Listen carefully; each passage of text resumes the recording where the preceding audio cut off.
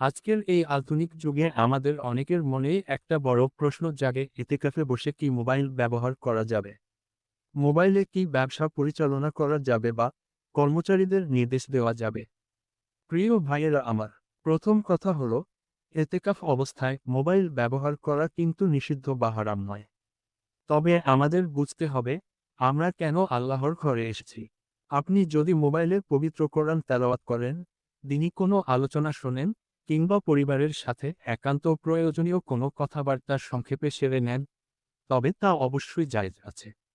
কিন্তু আফসোস, আমরা যদি মসজিদে বসেও সে আগের মতোই অহেতুক গল্প গুজব করি, সোশ্যাল মিডিয়ায় সময় নষ্ট করতে থাকি, তবে এতেকাফের যে আসল প্রাণ, যে ভেতরের নূর, সেটাই কিন্তু নষ্ট হয়ে যাবে। আর যদি মনের অজান্তেও মোবাইলে এমন কিছু দেখা বা করা হয় যা গুনাহের কাজ, তবে আল্লাহর এই পবিত্র ঘরে বসে এমনটা করা হবে আরও জঘন্য অপরাধ। যদি কোনো ভাইয়ের পরিস্থিতি এমন হয় যে তিনি যদি তার ব্যবসাটি এই কয়দিন একটুও না দেখেন, তবে তার নিজের কিংবা তার অবুঝ সন্তানদের খাদ্যের কষ্ট হবে, পরিবার সংকটে পড়বে, তাহলে ইসলাম তাকে অনুমতি দিয়েছে, তিনি মসজিদে বসেই কেনাবেচার প্রয়োজনীয় চুক্তিটুকু সেরে নিতে পারবেন।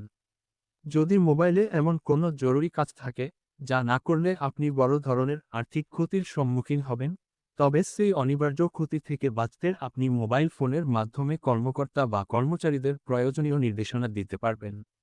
তাই আসুন, অতি জরুরি প্রয়োজন ছাড়া বাকি সমস্ত দুনিয়াবি চিন্তা আল্লাহর ওপর ছেড়ে দিই। এই মূল্যবান 10টি দিন নিশ্চিন্ত মনে, নিবিড়ভাবে তার ভালোবাসায় ডুবে থাকি।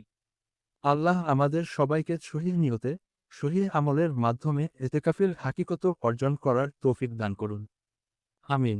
আসসালামু আলাইকুম ওয়া রাহমাতুল্লাহি ওয়া বারাকাতুহু।